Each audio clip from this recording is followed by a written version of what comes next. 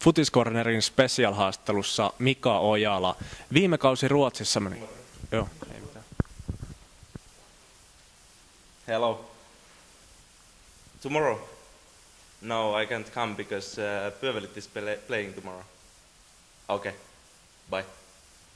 Sorry. Joo, ei mitään. Futiscornerin special-haastattelussa Mika Ojala. Viime kausi Ruotsissa meni. Mulla on taas puhelin. Tjena. Imorgon? Nej, jag kan inte komma imorgon. Pyövelit spelar imorgon, så jag är där. Okej, hejdå. Sorry. Ei mitään. Otetaan vaan. No niin. Futiscornerin special-haastattelussa Mika Ojala. Viime kausi Ruotsissa meni. Moro. Ai huomenna. En mä pysty tulemaan huomenna, koska Pyövelellä on matsi. Okei, palataan asiaan. Moi. Joo, pakko alkaa passaa näitä sopimusneuvotteluja, koska Pyövelit pelaa huomenna tosi tärkeän matsin ja mä oon siellä.